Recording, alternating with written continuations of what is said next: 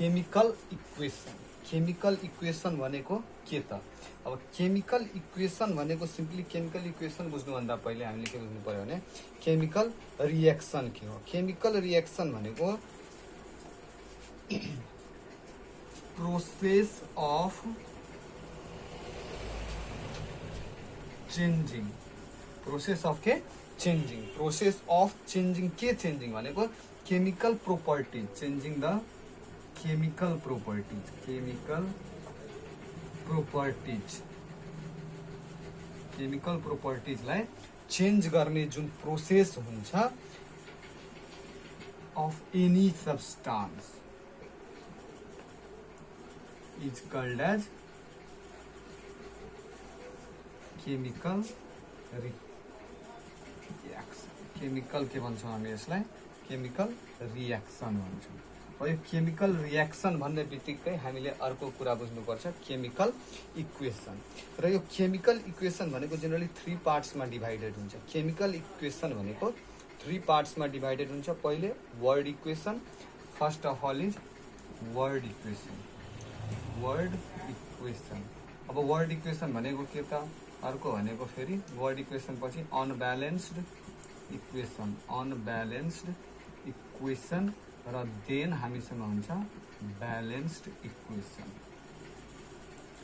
यो 3वटा कुरा हामीले यो टपिकमा बुझ्नुपर्ने र गर्नुपर्ने।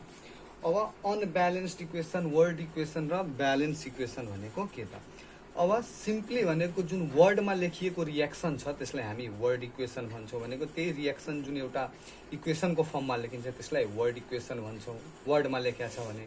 अब त्यसपछि त्यसलाई हामी मोलिकुलर फर्मुलाहरू लेखेर यदि त्यसको दुवै साइडमा लेफ्ट ह्यान्ड साइड र राइट ह्यान्ड साइड भनेको रिएक्टेन्ट र प्रोडक्ट यदि के भएको छैन भने, ब्यालेन्स भएको छैन भने त्यसलाई हामी अनब्यालेन्स्ड भन्छौँ। र त्यसपछि यदि हामीले सबै रिएक्टेन्ट र प्रोडक्ट दुवै लेफ्ट ह्यान्ड साइड र राइट ह्यान्ड साइड दुवैलाई यदि हामीले के गर्यौँ भने ब्यालेन्स गरिसकेपछि त नम्बर अफ के हुन्छ भने जति राइट साइडमा छ, जस्तै HCl लेख्दाखेरि जतिवटा हाइड्रोजन राइटमा छ त्यतिवटा नै लेफ्टमा भयो भने त्यसलाई हामी के भन्छौँ? ब्यालेन्स्ड इक्वेसन भन्छौँ। अब यो सिरिजमा सबभन्दा पहिले हामी एउटा इक्वेसन लेखेर त्यसपछि हामी फर्दर अगाडि बढाउँला, त्यसपछि अलिकता अझै क्लियर हुन्छ। ल, यसलाई लेख्नको लागि हामीले सबभन्दा पहिले के गर्ने हो भने एउटा इक्वेसन लिउँ त। अब एउटा इक्वेसन, फर्स्ट इक्वेसन हामी एकदम इजीबाट सुरु गरौँ त। इजीबाट सुरु गर्नको लागि सबभन्दा इजी हामी हाम्रो डेली लाइफमा युज गर्ने कुरा वाटर हेरौँ त। Hydrogen plus oxygen, hydrogen plus oxygen gives water. यो भयो हाम्रो वर्ड इक्वेसन, वर्डमा लेखेको छ, this is called as word equation. अब यसलाई हामीले ब्यालेन्स गर्नु पर्यो भने केमिकल इक्वेसन ब्यालेन्स गर्दाखेरि सबभन्दा पहिले ध्यान दिने कुरा, केमिकल इक्वेसन ब्यालेन्स गर्न बेलामा सबभन्दा पहिले ध्यान दिने कुरा भनेको सबभन्दा पहिले अब के गर्नुपर्छ त? यसको जति पनि वर्ड इक्वेसन छ यो सबैलाई हामीले केमा चेन्ज गर्नुपर्छ? फर्मुलामा। भनेको first of all write the word equations clearly and then put them into the formula. अब यसको के गर्नु पर्यो त? हामीले मोलिकुलर फर्मुला, फर्स्ट स्टेप नै यसको के हो त? Molecular formula. अब मोलिकुलर फर्मुला भनेको हाइड्रोजनको H2 प्लस अक्सिजनको O2, वाटरको मोलिकुलर फर्मुला H2O। यति थाहा हुनु पर्यो, H2O2 H2। अब H2 र O2 किन लेख्यौँ भने H भनेको हाइड्रोजन भनेको डाइएटोमिक मोलिक्युल हो, अक्सिजन भनेको पनि डाइएटोमिक मोलिक्युल हो। दुईटा अक्सिजन मिलेर, दुईटा एटम अफ अक्सिजन मिलेर के भन्छ भने एउटा मोलिक्युल अफ अक्सिजन बन्छ भने यहाँ हामी यसको फर्मुला हामीले गरिसक्यौँ। अब यसपछि हामीले के गर्नुपर्छ भने यहाँ हेरौँ त, यो पार्टलाई के भन्छौँ हामी? रिएक्टेन्ट। रिएक्टेन्ट भनेको यही पार्ट हो हाम्रो। र अर्को भनेको हामीसँग के हुन्छ भने प्रोडक्ट भनेको दुईटा कुरा वा तीनटा कुरा जुन रिएक्ट गरिरहेछ, आपसमा रिएक्सन भइरहेछ त्यसलाई हामी रिएक्टेन्ट भनौँला। र अर्को भनेको जुन त्यसपछि हाम्रो जुन आइरहेछ फाइनल कुरा त्यसलाई हामी के भन्छौँ? प्रोडक्ट भन्छौँ। ल, अब ब्यालेन्स गर्ने सबभन्दा नेक्स्ट स्टेप, यसको फर्स्ट स्टेप लेखिसकेपछि सबभन्दा बेस्ट तरिका के हो भने अब यहाँ हेर्नुहोस् रिएक्टेन्ट साइडमा अब के गरिहाल्नुहोस् भने हाइड्रोजन कतिवटा छ? 2टा, अक्सिजन कतिवटा छ? 2टा। यतातिर हेर्नुहोस् त प्रोडक्ट साइडमा के छ भने हाइड्रोजन 2टा, अक्सिजन 1टा। अब हाइड्रोजन दुईटा अक्सिजन एउटा भनेको यो केसमा अब हामीले के गरौँला भने 2 र 2 भनेको मिलिरहेछ। अक्सिजन यहाँ दुईटा छ, यहाँनिर एउटा छ, मिलेन भनेको यो यसलाई नै अब हामी के भन्छौँ त अनब्यालेन्स्ड इक्वेसन, किनभने यतातिर जति छ त्यति नै त्यतातिर छैन। भनेको जेनरली यो कसरी बुझिन्छ भने this is based upon the law of conservation of mass. Law of conservation of मासले के भन्छ कि जति नै कुरा रिएक्ट गरिरहेछ त्यति नै प्रोडक्टमा के हुनु पर्यो, फर्म हुनु पर्यो।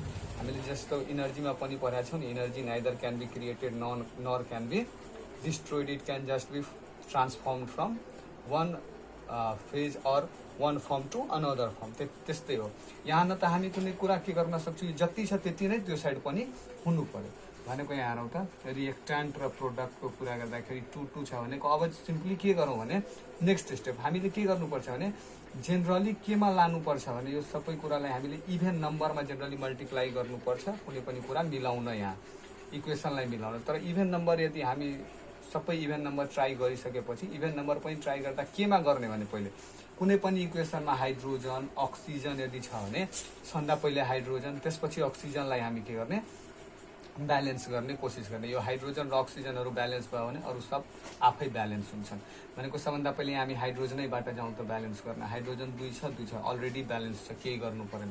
अक्सिजन ब्यालेन्स छैन, अक्सिजन यहाँ कति छ, 2टा, यहाँ एउटा भनेको सिम्पली इभेन नम्बर राख्दा हामीले यहाँ प्रोडक्टमा यदि 2 राख्यौँ भने 2 इभेन नम्बर राख्यौँ भने के हुन्छ त यहाँ 2 इभेन नम्बर राख्यौँ भने अब यहाँ 2 इभेन नम्बर राखेपछि अब यहाँ कति हुन्छ त हाइड्रोजनको नम्बर 2H2 भनेको 4, 2 2 जा 4, 2 अक्सिजन भनेको टोटलको लागि हो 2 भनेको अक्सिजन कति हुन्छ यहाँ त अक्सिजन भइहाल्छ 2वटा।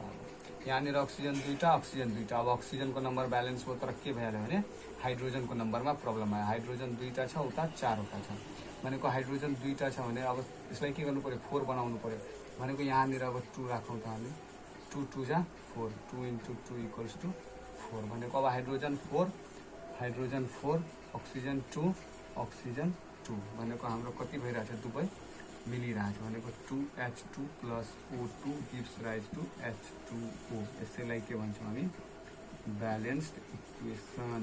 यो थियो हाम्रो अनब्यालेन्स्ड इक्वेसन। यो हाम्रो यसलाई के भन्छौँ भने वर्ड इक्वेसन। यही हो हाम्रो के केमिकल इक्वेसनलाई ब्यालेन्स गर्ने तरिका। अब अर्को सिरिजमा हामी 10-15वटा रिएक्सनहरूलाई ब्यालेन्स गरौँ। पहिले यो तरिका बुझ्नु पर्यो। सबभन्दा पहिले के गर्ने भने let's recap all those things. First of all word equation clearly लेख्नुहोस्। त्यसपछि मोलिकुलर फर्मुला रिएक्टेन्ट र प्रोडक्ट दुवैको करेक्ट हुनु पर्यो। त्यसपछि हामी के गर्छौँ जुन अब रिएक्टेन्टको र प्रोडक्टको मोलिकुलर फर्मुला लेखिसकेपछि हाम्रो यो अनब्यालेन्स्ड इक्वेसन त आयो। अब यसपछि हामीले के गर्नुहोस् भने काउन्ट गर्नुहोस् कि number of atoms in reactant र number of atoms in product equal छ कि छैन।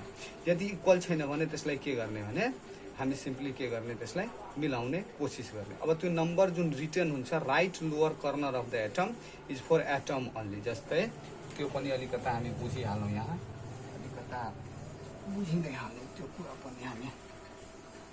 यहाँ के हुन्छ भने जस्तै AlCl3 वा AL एउटैले पुग्छ हामीले ल AlCl3 लेखेको छ। AlCl3 लेखेको छ भनेको एल्युमिनियमको अगाडि केही छैन भने के छ 1 एल्युमिनियम छ कि छैन, एउटा एल्युमिनियम हो। क्लोरिनको तल के छ भने क्लोरिनको तल 3 छ भने क्लोरिन कतिवटा भयो 3वटा, एल्युमिनियम कतिवटा भयो एउटा।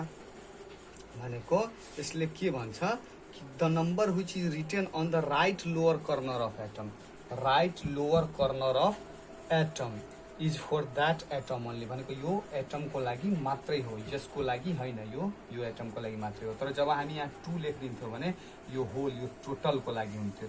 2टा एल्युमिनियम पनि र 2/6 के हुन्थ्यो भने क्लोरिन हुन्थ्यो। अब अर्को कुरा यही बुझ्नुपर्ने हुन्छ हामीले। अनि अर्को जस्तै अब CaOH होल 2 लेखिया छ भने कम्पाउन्डको केसमा हामी के गरिदिन्छौँ भने ब्र्याकेटमा क्लोज गरिदिन्छौँ, दुईटा छ नि त्यसैले हामी ब्र्याकेटमा, this is whole 2 for both of this. अब यहाँनिर के हुन्छ भने यो CaOH2 मा के हुन्छ, क्याल्सियम कतिवटा छ त, एउटा छ, क्याल्सियम एउटा छ, अक्सिजन कतिवटा, this 2 is for O also and H also भनेको अक्सिजन दुईटा, हाइड्रोजन कतिवटा छ, दुईटा, दिस 2 इज फर होल, यो दुवैको लागि। अब अर्को कुरा हामी के बुझ्ने भने नम्बर अफ कोफिसिएन्ट जुन हुन्छ नि साइडमा जुन हामीले यहाँ 2 लेखेका थियौँ, is for all the number of atom, यो भनेको फेरि यो सबै नम्बर अफ एटमको लागि हुन्छ। जस्तै 2AlCl3 यदि मैले लेखेँ भने यो कोफिसिएन्ट जुन छ नि यो सबैको लागि भनेको एल्युमिनियम दुईटा हो र क्लोरिन कति हो, 2 3 जा 6 वटा हो, यो पनि हामीले के गर्नुपर्छ, बुझ्नुपर्छ। So this is about this chemical equation.